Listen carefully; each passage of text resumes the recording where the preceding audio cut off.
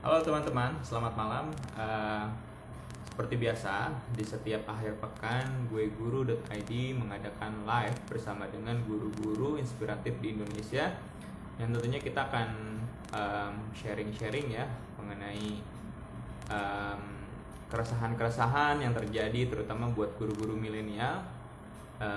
Dan juga memang tujuannya ke depannya adalah bagaimana kita bisa memberikan inspirasi, kita bisa memberikan manfaat buat guru-guru, terutama buat pendidikan di Indonesia. Ya, malam hari ini kita sudah kedatangan guru-guru spesial, guru-guru yang akan menginspirasi kita malam ini. Dan tentunya teman-teman juga nanti boleh untuk saling bertanya, ya, boleh untuk memberikan pertanyaan, memberikan pendapat mengenai topik kita hari ini tentang hari pertama jadi guru, ya. Jadi kita akan cerita nih, gimana sih rasanya jadi hari pertama jadi guru, apakah punya nervous gitu kan, mungkin ketika pertama kali melihat anak-anak, apalagi sekarang mengajarkan online nih, gimana sih tantangannya ketika pertama kali mengajar. Nah, mungkin kita akan terhubung dengan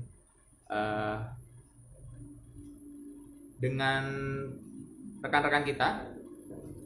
Mungkin bisa untuk request join ya buat guru-guru yang sudah di-invite pada malam hari ini. Oke, kita tunggu untuk request joinnya.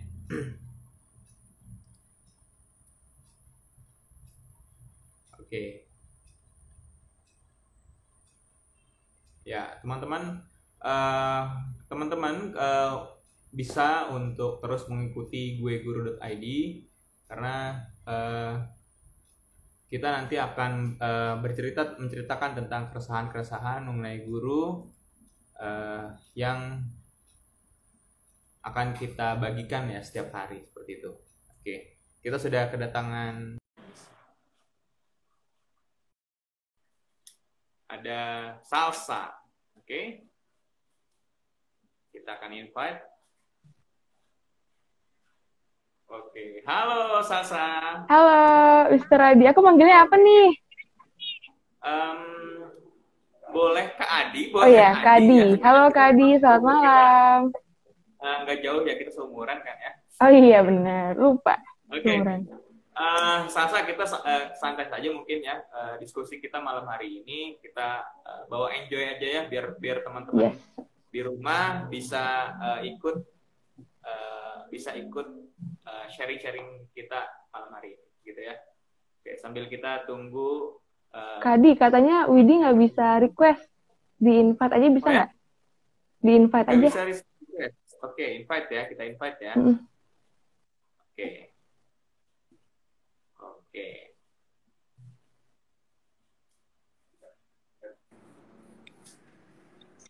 Nah. Halo Widi. Halo. Suaraku Ya, kedengeran temanya malam hari ini. Kedengeran. Oke. Apa kabar? Kabar baik Salsa, dong. Widi. Baik, alhamdulillah. Besok weekend jadi baik kabar. Oke. Gimana ngajar seminggu ini? Ya begitu ya. Padat hektik ya? Tapi seru juga. Oke ya, seru ya.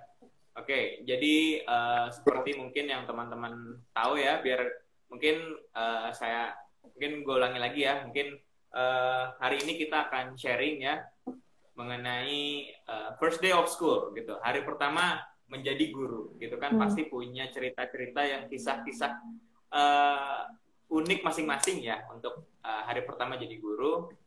Mungkin nanti kita akan secara bergantian sharing-sharing ya. Oke, mungkin kita mulai dulu diskusi kita malam hari ini dengan membedah sedikit nih. Menurut kalian apa sih guru itu?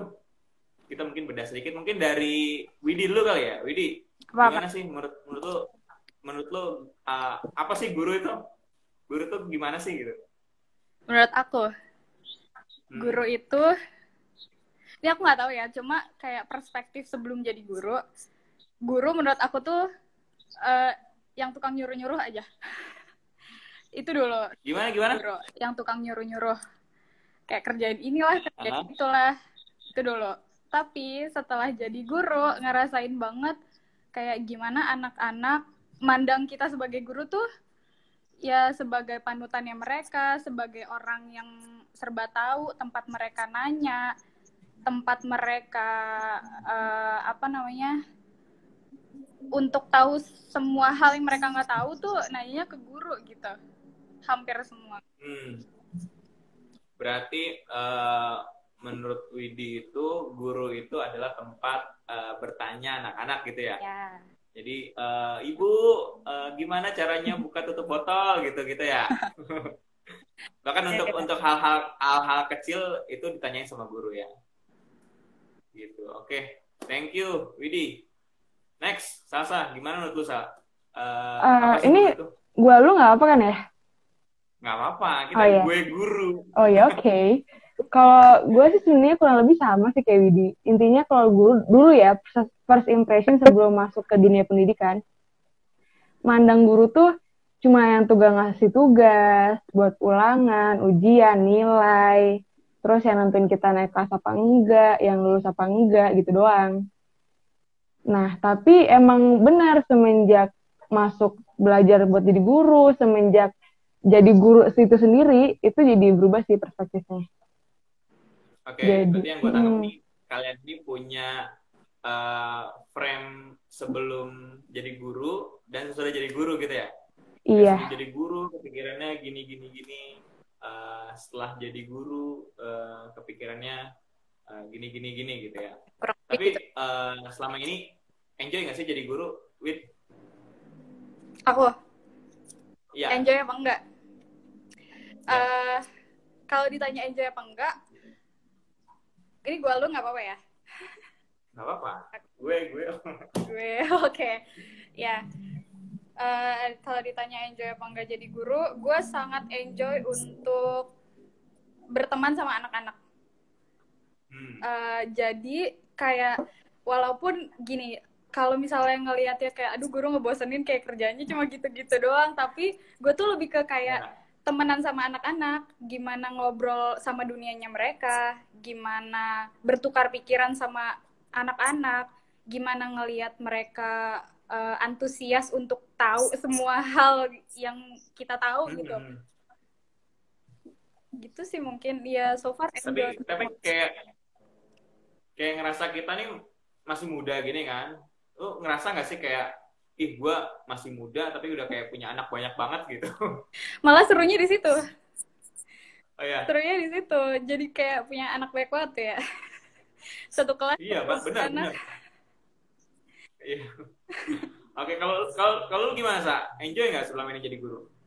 Enjoy, jujur ya, to be honest, enjoy kalau misalnya, karena ternyata setelah jadi guru, meskipun emang capek, apalagi kan kalau online sekarang kan kita screen time-nya banyak banget ya, terus cuap-cuap terus, tapi perasaan ketika anak kenal kita, perasaan ketika anak manggil nama kita, terus pas dia butuh, dia ngehubungin kita, itu tuh yang bikin jadi gimana ya jelasinnya, yang bikin seneng dan bikin muncul perasaan oh besok gue pengen ngakuin lebih baik nih, pengen kayak gini lagi karena pengen mendapatkan respon itu dari anak-anak. Itu yang bikin enjoy sih sejauh ini. Oke, berarti kalian enjoy ya jadi guru ya, gitu ya. Alhamdulillah sampai hari ini masih enjoy. Udah berapa lama jadi guru, Salsa? Kita tuh bareng, gue sama Widi tuh bareng kurang lebih udah 6 bulan ya, Wid? 6 bulan lebih. 8 lah. Dari Juli nggak sih? Iya. 1 semester lebih dikit lah. Masih fresh ya? Iya, masih. Okay. Fresh from the oven. Tapi, 6 bulan itu terhitung masih cepat dan kalian sudah bisa enjoy untuk menikmati proses mengajar ini ya. Sukses deh. Keren. Oke, terus kenapa sih kalian akhirnya mau jadi guru gitu? Salsa kali dulu. Oke. Ini jawab jujur aja nggak apa kan ya? Nggak apa-apa, jujur aja. Kalau gue karena I have no option, nggak ada pilihan. Jadi dulu tuh waktu mau baru lulus tahun lalu, sebelum lulus masih skripsian, emang gue tuh udah apply banyak, gak cuma di satu tempat doang. Dan itu berbagai bidang yang beda-beda. Terus emang udah dari awal, pokoknya manapun yang respon duluan yang paling cepat, itu yang bakal diambil. Nah, kebetulan waktu itu yang respon dan jawabannya paling cepat tuh dari aljabar, jadi guru, which is. Jadi ya udah, akhirnya jadi guru deh, jadi yang sekarang. Gitu. Oke, berarti memang awalnya karena you have no option gitu kan? Yes. Terus fun fact, sebenarnya gue nggak mau dulu awal banget tuh nggak mau jadi guru sama sekali. Meskipun kuliah di jurusan pendidikan, meskipun kuliah 4 tahun di jurusan pendidikan, tapi nggak mau jadi guru. Kenapa? Karena takut nanti anak-anaknya tuh menganggap guru tuh kayak gue tuh menganggap guru dulu. Nangkep gak? Iya. Jadi takutnya tuh anak-anak itu perspektifnya ngeliat kita sebagai guru tuh kayak gue dulu ngeliat guru gue yang lebih cenderung negatif atau nggak suka. Emang dulu guru lu gimana? Ya gitu pokoknya, yang gitulah, diktator. Oh, diktator, gitu. Oke. Yang killer gitu ya? Iya. Terus garis panjang. Iya. Ditambah lagi pas gue kuliah itu, tempat prakteknya terakhir tuh di salah satu sekolah swasta, itu megang anak SMP, dan anaknya tuh rebel parah. Jadi kayak, nggak mau lagi berusaha sama orang-orang yang bocah-bocah yang rebel. Jadi makin nggak mau jadi guru tuh sebenarnya waktu itu. Iya. Terus sekarang jadi guru dan akhirnya enjoy ya. Iya. Keren. Kalau lu kenapa sih jadi guru? Ya, Wak. Sama. Sama. Gue tuh dari dulu kalau ditanya mau kerja apapun selain jadi guru, asli. Oh. Asli, karena kayak termasuk kayak orang tua udah jadi guru aja, cewek kan gitu. Kayak nantinya kalau jadi guru tuh enak deh pokoknya. Terus kayak ya tetap gak mau, soalnya di bayangan gue tuh guru tuh susah kerjaannya, harus ngedidik banyak anak, ntar kalau salah jalur bahaya kan. Terus kayak di kuliah juga 4 tahun di bidang keguruan juga apa sih yang bikin betah tuh ya karena ketemu anak-anaknya doang. Karena kan kalau waktu kuliah sama Salsa juga kan, itu pas kuliah tuh kita tiap semester ke sekolah ketemu anak, harus bangun pagi tuh benar-benar kayak gak siap banget untuk datang ke sekolah. Kayak guru-guru sekarang tuh harus datang ke sekolah pagi-pagi, tapi yang bikin semangat itu adalah anak-anak ya, ketemu anak-anak, ketemu orang-orang baru kayak gitu. Terus sampai akhirnya jadi guru beneran nih sekarang ya, karena no option. Persis kayak Salsa, no option, udah ngelamar, udah apply ke banyak perusahaan, banyak banyak job lah, udah apply, ternyata yang paling cepat aljabar, ya udah. Oke. Nah, berarti kan kalian memang sebelumnya ini nggak ada kepikiran untuk jadi guru, terus juga memang nggak mau jadi guru, dan udah nggak ada opsi lagi jadi guru, dan akhirnya nyemplung lah ke dunia keguruan ini. Nah, terus apa yang kalian rasain pada saat hari pertama kalian ngajar? Salsa kali duluan. Nggak percaya diri. Insecure. Kalau orang zaman sekarang bilangnya insecure. Iya. Oke. Kenapa bisa gitu? Karena ada perasaan takut dianggap baru, takut nggak dianggap, diremehin, takut di underestimate, takut dikacangin sama bocah-bocah, takut ya gitu deh. Jadi kayak nggak ada rasa percaya diri, apalagi kan waktu itu hitungannya kita masih baru banget dibanding sama senior-senior yang udah kenal sama anak-anak udah lama, jadi ada rasa nggak percaya diri aja. Oke, berarti lu mikirnya waktu itu gue masih belum punya kapabilitas gitu ya, insecure ya, ketimbang senior gue gitu ya. Iya, betul. Terus takut dikerjain, dikacangin gitu sama bocah-bocah kan. Dikerjain? Iya. Karena dulu itu yang gue lakuin ke guru-guru. Sama. Oh, karma ya? Iya, jadi justru gue takutnya apa yang cara gue memandang guru itu dialami sama anak-anak ngeliat gue sebagai guru. Oke. gitu. Karena gue punya pengalaman dulu tuh gue sejelek itu mandang guru. Jadi takutnya itu terjadi sama diri gue yang jadi guru sekarang gitu. Dulu jadi waktu jadi siswa natskal ya. Iya, natskal gitu, rebel. Oke. Kalau lu gimana? Gimana sih perasaan lu pertama kali ngajar? Hari pertama lu ngajar gimana? Deg-degan, takut ngebawa anak-anak jadi ke jalur sesat gitu. Takut tersesat ya? Iya, takutnya kan kalau anak-anak tuh apalagi masih bocil-bocil kan. Kalau kita ngomong kayak mereka percaya-percaya aja nggak sih?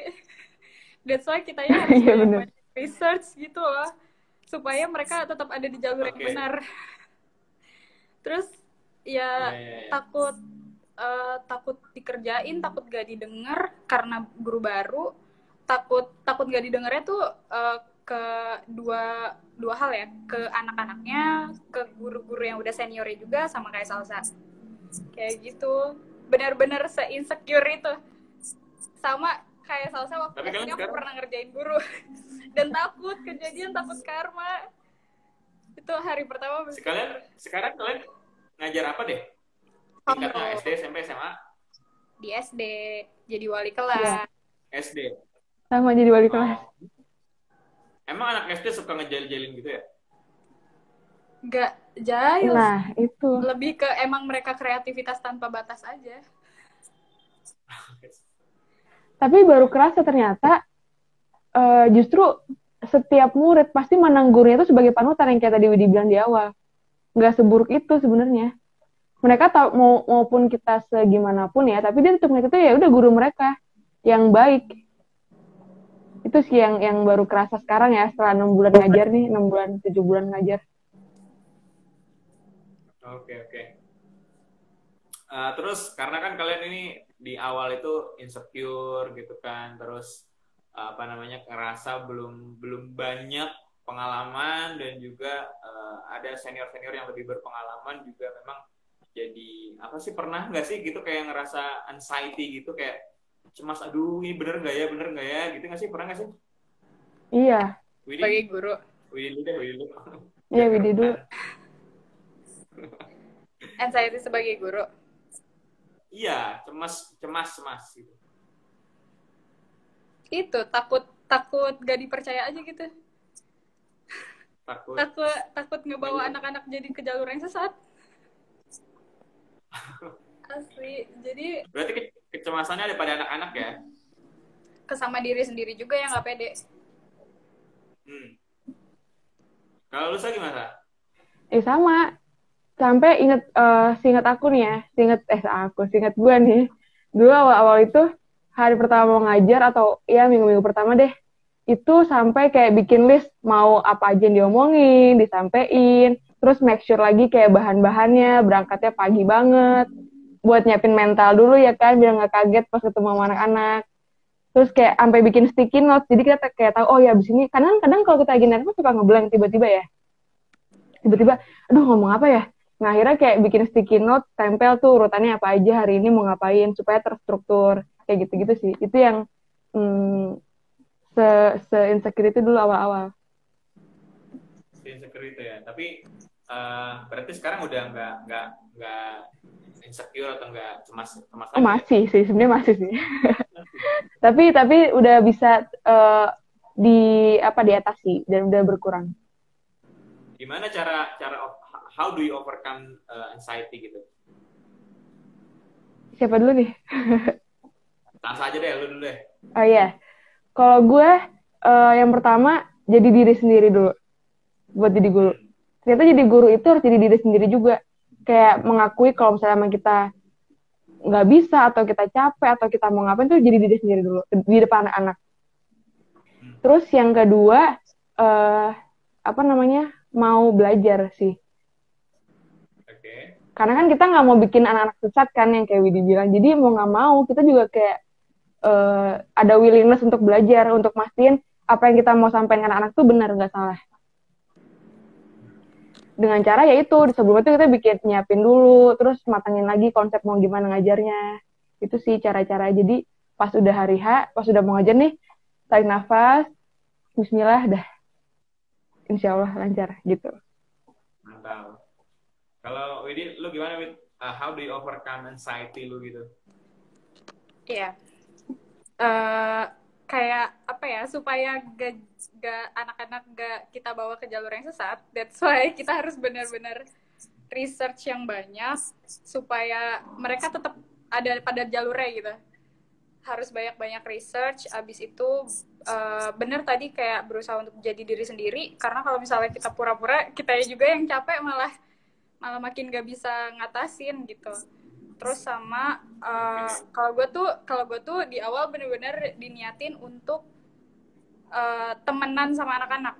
Jadi bener-bener jadi gimana ya bahasa itu, kayak kalau kita temenan, kita tuh bakal, kalau gue ngerasa kalau kita temenan, gue tuh bakal berusaha untuk ngertiin orang itu gitu. Jadi kalau misalnya gue ngerasa gue temenan sama anak-anak, gue bakal berusaha ngertiin anak-anak, mereka maunya apa, mereka emosinya seperti apa, mereka butuhnya apa, mereka maunya digimanain, kayak gitu sih. Oke. Berarti teman-teman sudah bisa, artinya sudah punya cara masing-masing ya untuk overcome rasa cemas, rasa insecure gitu kan. Nah, mungkin kira-kira apa sih pengalaman, kayak ini kan baru 6 bulan nih jadi guru nih gitu kan, pasti dong udah ada pengalaman-pengalaman yang memorable gitu, yang sudah bisa jadi pengalaman yang penting gitu. Kira-kira apa pengalaman nggak enak sama terenak kalian selama menjadi guru?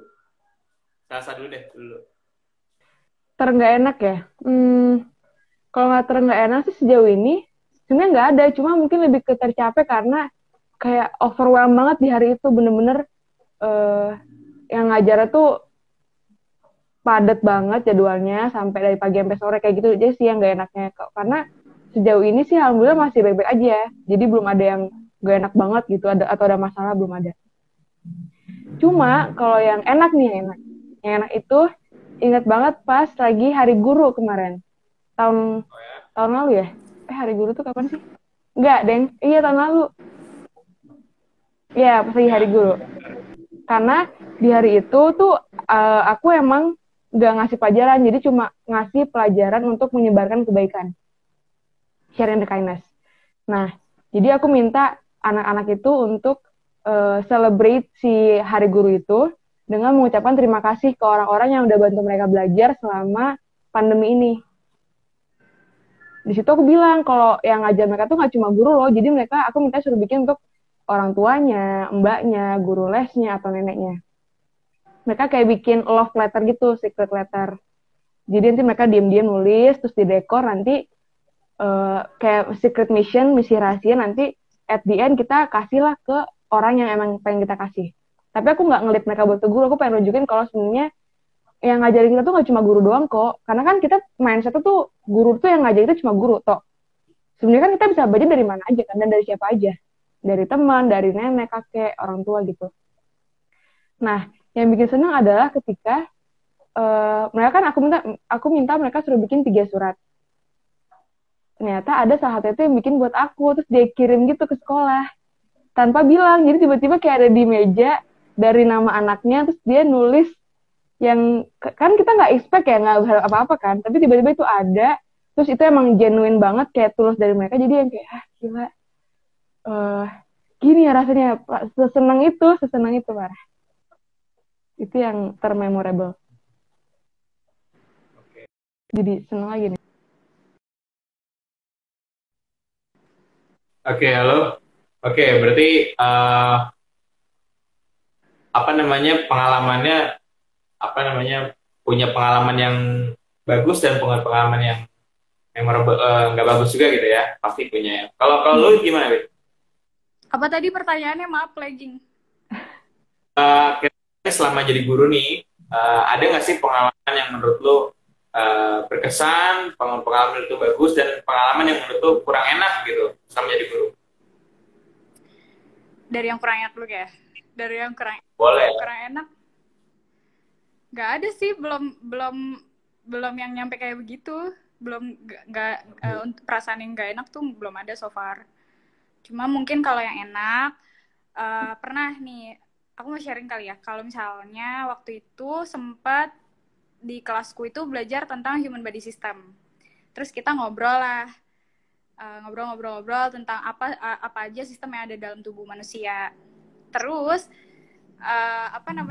anak-anak tuh pada sharing kalau Miss kayak baru sehari 2 hari, besokannya mereka sharing, Miss aku ketemu aplikasi namanya waktu itu namanya Idle Human kayak gitu.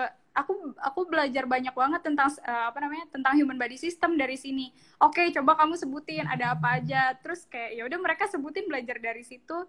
Tinggal kitanya yang ngelurusin, ngeconfirm comprehensionnya mereka. Terus akhirnya anak-anak tuh jadi sharing satu sama lain. Mereka nemu apps ini. Jadi kayak mereka belajar dari satu sama lain, dari temennya juga, nggak cuma dari kitanya doang gitu. Terus kayak waktu baru-baru ini mereka juga sama kayak Salsa tadi. Kalau Salsa kan yang secret mission itu ya. Kalau di kelasku itu anak-anak di pelajaran bahasa Inggris belajar disuruh bikin secret letter. Secret letter itu ada 1-2 orang yang ngirim juga ke gurunya ternyata. Dan itu it's nice. Kayak tersentuh banget gitu pas baca. Lucu bahasanya, mereka juga langsung auto baper gitu. Iya, baper. Oke, berarti mostly pengalaman-pengalaman yang berkesan buat kalian itu datangnya justru dari anak-anak ya? Iya, kebanyakan. Iya. Gitu ya. Berarti memang sumber kebahagiaan guru ternyata yang gue tangkap nih ya, yang gue tangkap dari cerita teman-teman itu dari dari anak-anak gitu ya, seperti itu. Iya. Oke. Nah, terus kan pasti teman-teman pasti punya untuk men-treat ya, untuk memberikan treatment kepada anak-anak, untuk memberikan untuk menjadi seorang guru yang keren, seorang guru yang baik, seorang guru yang dicintai oleh anak-anaknya. Punya role model nggak sih lu pada kira-kira sekarang? Oh, untuk cara gue komunikasi itu gue role modelnya ini gitu, atau siapa gitu? Ada nggak sih lu? Widih dulu kali. Siapa ya? Guru dosen di kampus kali ya? Ada dosen. Kenapa bisa jadi role model? Miss Desinta. Itu namanya Miss Desinta karena kenapa dia jadi salah satu role model gue dalam ngajar itu karena nggak tahu kenapa ya, gue mungkin nggak terlalu dekat sama dia, tapi gue tuh merhatiin sejak dia ngajar gue pertama kali itu, kayak dia humble, lembut juga cara ngajarnya, kayak ke temen gitu, tapi dia juga tegas. Kayak dia bisa waktuin kapan dia ngobrol ke students-nya itu as a friend and as a lecturer gitu. Jadi bisa bedain. Dan itu lumayan susah loh untuk kayak gitu. Kayak gimana caranya kita biar nggak kebawa buat jadi teman terus-terusan, buat nggak galak terus-terusan sebagai dosen. Itu differentiate itu lumayan susah. Dan gue melihat dia punya itu dan itu keren. Oke, berarti role model lu adalah ketika ada orang yang bisa menyesuaikan ketika saatnya jadi guru, saatnya jadi teman, gitu kan ya. Dan dia jago di segala hal itu ya. Gitu? Iya. Okay. Kalau lu gimana? Kalau gue sama dosen juga, tapi beda sih orangnya. Sebenarnya Miss Desinta tuh masuk list, tapi ada satu lagi dosen yang emang melekat banget. Itu namanya Bung Iwan. Pasti Widi juga tahu sih. Bung Iwan. Iwan? Iya, namanya Iwan, tapi dia tuh pengennya students-nya itu manggilnya Bung Iwan. Jadi kita manggilnya Yes, Bung. Kenapa dia jadi role model gue? Karena nggak tau deh, semenjak jadi mahasiswa dia, ngerasa kayak dia tuh nggak cuma ngajar doang, tapi nyentuh hati juga. Oke. Terus jadi keinget, jadi gue dulu pernah masuk ke salah satu workshop, pembicaranya tuh Bu Iva, salah satu pendidik juga di Indonesia.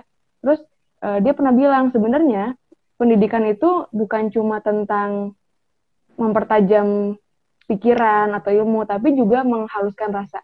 Nah, itu yang gue rasain sama Bung Iwan. Ngerasa kayak disentuh banget gitu loh hatinya. Cara dia nge-trip kita, cara dia nyampain materinya, cara dia... Pokoknya setiap apa yang dilakuin di kelas itu benar-benar kayak nyentuh hati. Yang kayak ngena banget. Gue pengen nih, someday gue pengen jadi kayak dia. Gue sampai ngucap kayak gitu. Tadi quotes-nya apa dah?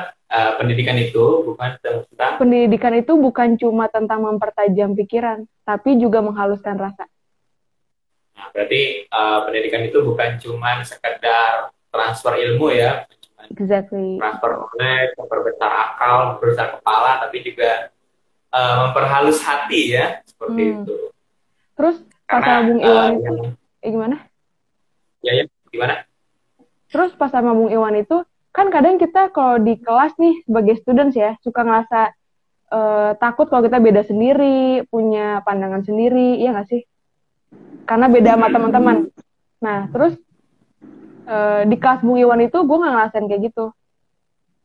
Ngerasa apa yang gue punya, apa yang gue percaya itu, ya udah, emang itu unik gitu, itu fine, nggak salah. Sama tuh Bu Iva juga pernah ngomong kayak gitu, pendidikan itu bukan menyeragamkan, tapi menumbuhkan keunikan. Oke. Karena berarti yang di-highlight ya mostly. Karena mostly kalau yang aku rasain ya dulu tuh guru-guru tuh pengennya menyeragamkan supaya seragam gitu. Ya, misalnya ada yang pintar, ya udah semuanya harus kayak yang pintar itu, nggak menghargai perbedaan, nggak menghargai pendapat gitu-gitu sih. Nah itu si Bung Iwan itu di kelas itu bisa nyentuh hati karena dia menghargai apa yang kita pikirin, apa yang kita pengen, apa yang kita lakuin.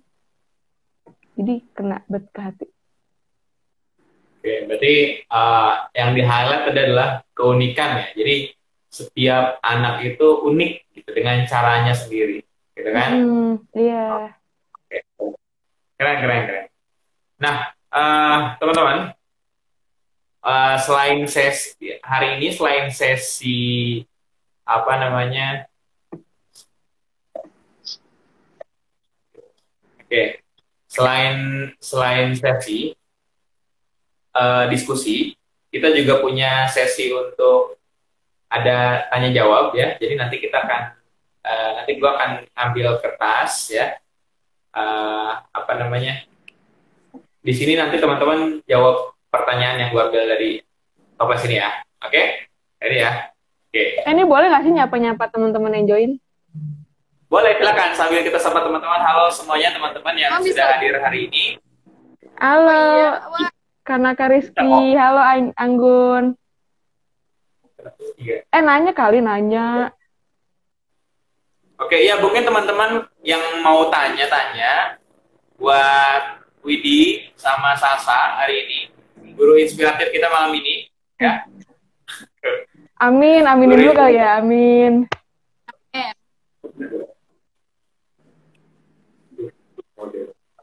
Oke, buat teman-teman yang mau nanya, boleh bisa menggunakan berbagai media ya, berbagai platform cara. Boleh tulis di komentar, boleh tulis di di kolom pertanyaan ya, questions. Di situ ada kolom question, atau boleh juga request to join ya. Jadi teman-teman boleh nanya ke guru-guru muda kita, guru-guru inspiratif kita mengenai first day of school-nya ya, keresahan-keresahannya. Oke. Halo Anggun. Oke. Iya. Baik. Oke, kita sambil menunggu pertanyaan-pertanyaannya ya, kita coba untuk bedah toples ini ya. Jadi teman-teman boleh untuk pilih kira-kira ini lebih ke question question of life ya, kalau di hitam putih itu question of life. Oke. Pertama ya, kebaca kebalik ya. Swasta atau negeri? Oh, swasta atau negeri. Oh, fast question gitu ya? Iya, swasta atau negeri. Hitung dong, 1, 2, 3. Swasta. 1, 2, 3. Swasta. Oke, kenapa, Widi? Lebih enak aja ya environment-nya. Oh Dan gitu. mungkin aku kebanyakan ngerasain untuk ngajar di swasta kali ya. Kalau di swasta tuh kalau di swasta tuh guru-guru di encourage untuk lebih kreatif buat planning ngajarnya. Kan kalau di negeri udah tek gitu kan ya. Kalau di swasta aku ngerasa aku jadi lebih kreatif untuk planning buat ngajar gitu. Oke. Kalau lu saya gimana, San? Apa? Gimana sama? Oh, ke aku nih. Ya. Sama, lebih swasta karena rasanya kalau di negeri itu lebih menyeragamkan, nggak menumbuhkan keunikan. Punya standar, Oke. ya udah harus sesuai itu dah. Nggak boleh lebih, nggak boleh kurang, dah itu aja. Ini ada pakem ya, pakem. Iya, punya pakem. Oke, berarti teman-teman pilih swasta ya. Oke, lanjut ya. Oke. Pertanyaan pilihan yang kedua. Oke, sebelum kita ke pilihan yang kedua, kita ada pertanyaan nih dari Rian Dika Dika. Oke, dari Rian Dika Dika. Apa purpose ngajar kalian, Bu Widi dan Bu Salsa? Apa sih purpose kalian ngajar? Kenapa? Maaf, lagging. Purpose. Purpose ngajar. Ya. Oh, tadi aku udah iya. Tadi udah bilang di awal. Coba mungkin baru join mungkin partisipannya. Iya. Ya, karena tadi aku udah bilang di awal, aku tuh sebenarnya gue tuh kalau misalnya ngajar, niat awalnya tuh untuk temenan sama anak-anak. Jadi buat tahu emosinya mereka gimana, buat tahu apa yang mereka butuhin, apa yang mereka pengen dapet, ya kita coba penuhin di situ. Gitu. Oke. Kalau saya gimana, Kak? What is your purpose? Purpose-nya tuh adalah membantu anak-anak sih. Membantu, sama sih sebenarnya kurang lebih sama kayak Widi, membantu apa yang pengen mereka pelajarin, apa yang pengen mereka lakuin, pengen mereka capai, yang pengen mereka bisa. Kita bantu sebisa kita yang kita bisa. Jadi manfaat ya? Iya, memberikan manfaat, ngajarin kebaikan. Oke, ini ada pertanyaan yang unik nih. Kakak Widi suka yang gondrong apa yang rapi? woi. Siapa yang nanya? Ayo dijawab. Karena Karis. Astaga, gober. Mau dijawab? Atau mau gue yang jawab? Saya tahu banget jawabannya. Coba Salsa jawab, silakan. Widi sukanya yang gondrong. Oh gitu. Dia sukanya yang gondrong-gondrong gitu. Rebel-rebel gitu dia. Oh gitu ya, yang celananya robek-robek ya. Iya. Oke, next ya, kita ke option yang kedua ya. Digital atau cetak? Oke. 1, 2, 3. Bentar. Digital. Ini tuh apa? Ngomongin apa? Digital atau cetak apapun. Oh, apapun. Resource mungkin ya. Kalau ke guru nyambungnya ke resource. Hitung lagi kali ini. 1, 2. Hitung lagi ya. 1, 2, 3. Digital. Oke, digital. Kenapa dua-duanya digital? Oke, Salsa dulu. Karena ngerasanya nggak cuma anak yang explore belajar baru, tapi kita juga gurunya jadi explore, jadi belajar hal baru.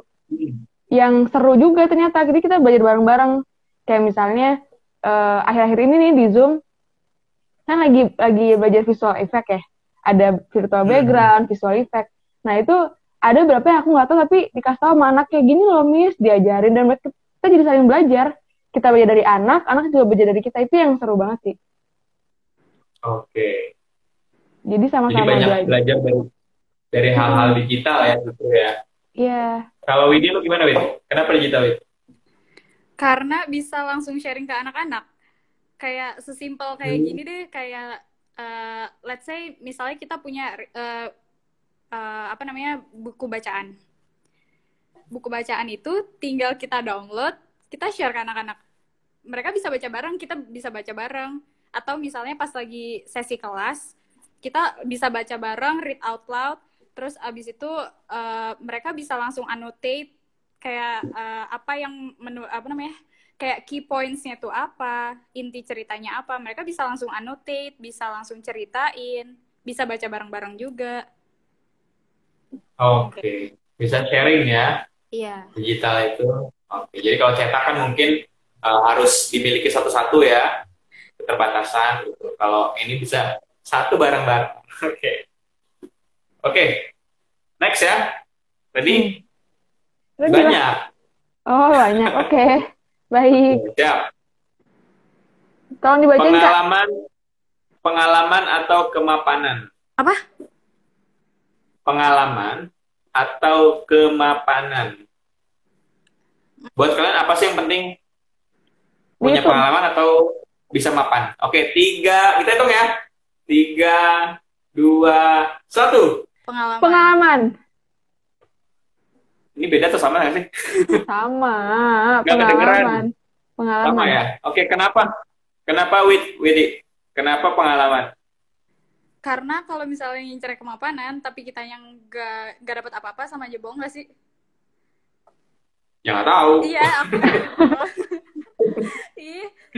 iya, kayak apa namanya, selama ini sih kalau nyarinya pengalaman, ngerasa puas aja gitu. Oh, apa ya, goal, kalau kita punya goal, udah kesampaian, seneng. Oke. Kalau kemapanan, Gitu ya, yang penting. kalau pengalaman dibarengin sama kemapanan, berkali-kali lipat. Sip. Lu, Sasan? Sama. Kalau kenapa pengalaman? Karena itu mahal banget. Dan itu kan cuma mungkin kejadian sekali, nggak 2 kali. Kalau mapan, kita punya banyak kesempatan untuk mendapatkan itu ya, bisa dengan usaha. Tapi kalau pengalaman itu belum tentu bisa kejadian atau kita alamin 2 kali. Oke. Jam terbang. Tak ternilai ya? Nggak ternilai. Oke. Sip. Next ya. Anak-anak atau remaja? Hitung ya. Iya. 1, 2, 3. Anak-anak. Kenapa sama lagi? Oke, Salsa, kenapa Salsa? Karena emang gue lebih suka anak-anak. Lucu, seru gitu loh. Masih cute, imut. Kalau remaja sebenarnya suka juga. Cuma berdasarkan pengalaman, anak remaja itu udah bisa jahil. Terus udah mulai suka bercanda-bercanda. Terus kadang nih flirting. Terus aku kan dulu pernah punya pengalaman ngajar di SMP. Itu mereka susah mau denger, kayak gitu-gitu sih. Jadi lebih udah ngerasa bisa gitu. Bandel deh pokoknya, natskal. Sudah punya perlawanan ya kalau remaja ya? Iya, berani ngelawan, berani bilang enggak. Gitu. Oke. Kalau Widi gimana, Wid? Karena dari tadi yang udah dibahas, anak-anak aja terus. Karena kalau anak-anak, gak tau kenapa ya, kayak happy aja gitu tiap kalau misalnya discuss sama mereka. Kalau kita nanya satu pertanyaan aja, terus mereka langsung rebutan jawab kan. Dan itu tuh apa namanya, jawaban dari mereka bener-bener genuine, kayak apa aja yang ada di pikiran mereka langsung dijawab, walaupun ada yang ngasal, ada yang bener-bener langsung connect, ini miss gitu ya. Keren, natural aja gitu dari mereka. Terus mereka juga masih polos, masih lucu-lucu, gemes. Oke, ya. Oke, lanjut ya. Ini sebagai guru. Nggak boleh gantian, Kak Ade juga ikutan jawab dong. Oh gitu. Ya, iya dong. Nanti ya setelah ini atau abis ini, setelah ini ikutan jawab ya. Atau kita yang iya dong. Sip. Iya. Oke, lanjut ya. Iya. S2 atau jenjang karir? Pendidikan atau jenjang karir? 1, 2, 3. Kak Ade ikutan jawab ya. Oke, ya. 1, 2, 3. S2. Jenjang karir. Iya, pendidikan. Oke. Kenapa kalian memilih pendidikan S2 atau lanjut pendidikan? Siapa? Karena Widi dulu. Salsa dulu. Widih dulu. Silakan. Aduh. Karena itu tadi, karena menurut gua pengalaman itu lebih mahal. Oke. Nah, kalau kita S2, meskipun hitungannya mungkin banyak yang bilang wasting time ya, tapi nggak mungkin sia-sia kok ilmu yang kita dapetin tuh dari, nggak cuma ilmu ya, dari mungkin pola pikir, terus kita ketemu orang, kita bergaul sama orang, belajar hal baru, problem solving, itu tuh yang pasti bakal berguna buat di kemudian hari, buat di karir juga, buat di applies in anything malah, nggak cuma buat karir doang. Gitu. Oke, kalau lu Oke. Kalau aku hampir sama kayak Salsa, pengalaman yang lumayan, kalau misalnya gimana ya, kalau sekarang ngejar karir tapi masih punya kesempatan gimana sih, lebih besar kesempatan untuk pendidikan kalau di umurku yang sekarang. Maksudnya aku tuh tujuannya tuh buat mahamin anak-anak kan. That's why aku kalau misalnya nantinya bakal nerusin pendidikan ke jenjang selanjutnya, pengennya sih ngambil psikologi pendidikan. Untuk karena niatnya dari awal buat lebih ngerti ke anak-anak kan.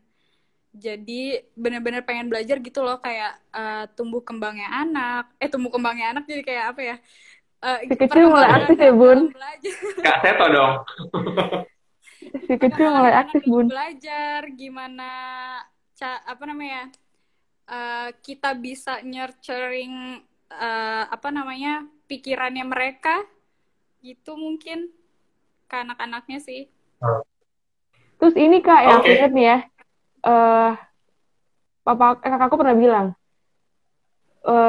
karir itu atau ya penghasilan atau gaji itu pasti bakal ngikutin kita, bukan kita yang ngikutin mereka. Ya, Jadi setuju. kalau kita ngikutin karir malah capek, tapi biar kerjaan, uang, karir yang ngikutin kita, gitu, asik. Biasa jual Oke. mahal. Kalau Kak Adi kenapa? Kakak belum jelasin kenapa Iya pilih dong, jawab karir. itu dong. Tadi gue milih apa ya? Karir. Karir. Oke. Karena menurut gue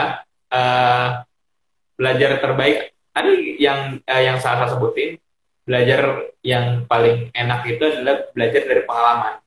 Dengan karir justru kita bisa untuk terjun langsung, merasakan dan belajar langsung dengan situasi yang real, yang nyata gitu, karena gue bukan tipe orang yang suka duduk lama-lama di kelas, terus harus ngerjain sesuatu, harus maksudnya yang tekstual banget gitu, nggak terlalu kurang terlalu engage dengan itu.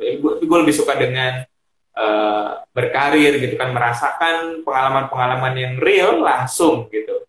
Learning by doing. Learning by doing. Nah, through the career juga tentunya pasti ya diimbangi dengan belajar gitu kan, dengan menambah ilmu untuk memperkuat untuk mendorong to back up ya, untuk support karir juga sih, seperti itu. Bagus, jawabannya bagus. Kan hostnya, jadi harus bagus. Oh gitu, baik. Terakhir. Online atau offline? Oke, siap ya. 3, 2, 1. Offline. Online. Sorry, offline. Agak kebelit-belit gitu lidahnya. Oke, offline. Kak Adi, kenapa Kak Adi? Buat lu? Iya. Offline, ya jelas tuh ya. Karena tadi tuh pengalaman untuk mendapatkan perasaan untuk dapat caring gitu dari anak-anak, dari terus juga engagement-nya itu beda loh antara nah gue sekarang kan semua guru sekarang ngajar online. Ini gue megang anak-anak ini 1 tahun fully virtual gitu kan, tanpa ada maksudnya belajar tatap muka secara langsung. Dan itu kita ya udah ketika gue apa namanya, mereka udah mau naik kelas, beberapa udah mau lulus, dan belum ada engage, apa namanya, perasaan yang engage gitu. Udah hampir 1 tahun udah ngajar gitu kan. Kayak gitu sih. Kalau lu gimana, guys? Asik. Widi dulu, Widi. Widih. Kalau gue kan milih offline ya, karena kalau offline tuh bisa langsung ada di situasi yang sama anaknya, dan kita bisa kayak misalnya sesimpel instruksi kayak langsung oke ya harus ini oke kita kerjainnya bareng, gak kayak nyuruh doang kan. Kalau di online tuh kitanya nggak punya experience bareng sama mereka, tapi barengnya tuh kayak apa namanya bahasa itu, online to online doang kan, cuma dibatasin layar doang, nggak ketemu langsung, kayak experience-nya kurang aja gitu loh untuk engagementnya. Oke. Untuk engagement ya, untuk sharing expressionnya juga kurang. Oke. Salsa. Sama, terus kan kalau online itu banyak technical issue-nya, kayak misalnya internetnya lah. Terus dia kesulitan nih, kita nggak bisa langsung bantu, butuh waktu lebih lama ngejelasinnya, apanya, apalagi kalau anaknya sendiri nggak ada yang dampingin. Jadi yang real time itu sih yang sebenarnya lebih baik. Oke, berarti kita sepakat semua offline ya. Yes. Dan tadi baru baca katanya kata Vlogatif offline itu bulan Juli 2021. Kalau nggak diundur. Setelah divaksin ya. Iya. Anda harus divaksin dulu sebelum mengajar offline. Insyaallah. Oke. Semoga bisa segera berlalu ya pandemi ini. Amin. Supaya kita bisa juga memberikan perhatian yang lebih kepada anak-anak. Amin. Oke. Closing statement.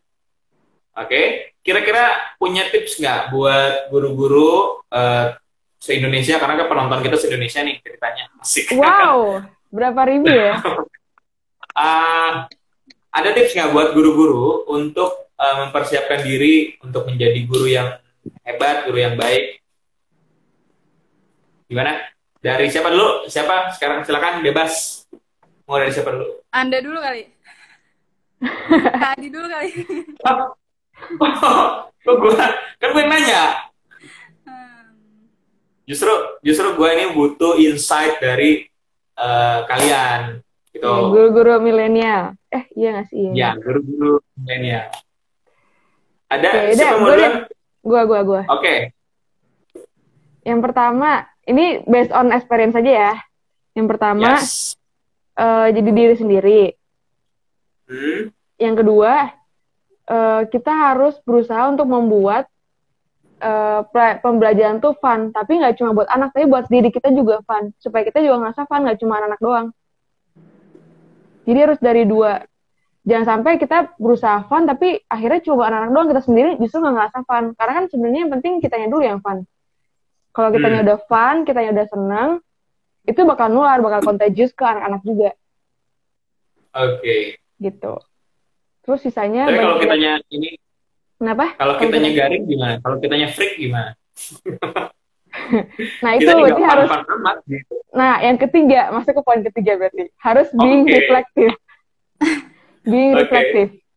Jadi reflektif juga, kira-kira hari ini gimana anak-anaknya. Kalau misalnya senang ya ditingkatin lagi, dilakuin lagi. Kalau enggak, berarti evaluasi apa yang perlu diperbaiki, kayak gitu. Yang keempat, terus belajar. Jadi belajar dari orang-orang. Lihat kalau orang tuh gimana sih, ngambil banyak inspirasi. Jangan cuma, harus open-minded. Oke. Ini learner profile semua ya? Iya. Terus communicator, respect. Oh ya udah, stop. Widi, silakan Widi. Oke, Widi. Oke, kalau dari gue mungkin sama poin pertama kayak Salsa, jadi diri sendiri. Itu yang paling penting. Kedua, kita kan sebagai guru berarti kita berani dan punya kemauan buat masuk ke hidupnya anak nih, untuk ngebimbing anaknya. Berarti kayak coba buat masuk ke personalitinya mereka, kehidupan personalnya mereka, kayak gimana kehidupan personal tapi tetap ada batasannya ya. Kayak gimana gimana mereka di rumah, gimana mereka bergaul dengan orang tuanya, dengan teman-temannya, gimana cara mereka mengekspresikan diri mereka ketika marah, ketika sedih, kayak gitu-gitu. Sesimpel itu kayak itu benar-benar kalau misalnya kita perhatiin dan kita apply ketika mereka kayak gitu, itu benar-benar masuk ke mereka sih mungkin. Tuh, terus yang kedua, tetap ikutin perkembangan zaman, Jap. Karena ini nggak tahu ya, tapi based on experience aja sih. Kalau misalnya kitanya nggak bisa masuk ke apa yang mereka omongin gitu kan, namanya maksudnya mereka kan kayak gini deh, kayak sekarang mereka lagi main game Among Us lah, Roblox lah, apa-apa kayak gitu. Kalau kita yang nggak ngerti, mereka tuh susah buat masuk ke kitanya. Mereka jadi bisa aja mereka kayak jadi nggak dengerin mereka, atau kayak misalnya kita nggak tahu, kita berusaha untuk inquirer gitu tuh. Inquirer gue ambil ya salah. untuk jadi inquirer gitu, untuk tahu ada Pak Budi. Halo Pak Budi. Halo Pak Budi. Berusaha untuk tahu Halo, Pak Budi. apa yang mereka lakuin, apa yang mereka senangi kayak gitu. Terus apa lagi ya? Yang ketiga mungkin ini. Kalau di kelas, kalau kita cuma ngomong-ngomong doang, kan gak semua anak itu audio learner kan. Kayak kita cuma ceramah-ceramah doang, ya elah kita juga bosen. Kayak, apa sih kalau denger doang kan bosen juga ya. Jadi, karena sekarang dengan adanya perkembangan teknologi yang udah banyak banget, aplikasi udah banyak banget, manipulatif website banyak banget tuh. Aplikasi di Play Store, App Store juga banyak banget. Nah, kita sebagai guru tuh harus sama kayak perkembangan zaman, kita harus masuk ke situ untuk tahu banyak-banyak aplikasi, banyak-banyak website supaya untuk support pembelajarannya. Gitu. Oke, berarti yang jadi similarity adalah ketika menjadi guru harus bisa menjadi diri sendiri. Oke? Dan juga Betul. tadi juga harus belajar hal-hal baru, terus juga gitu kan. Jadi ikuti perkembangan zaman gitu kan. Oke, keren banget teman-teman buat sharing-sharingnya hari ini.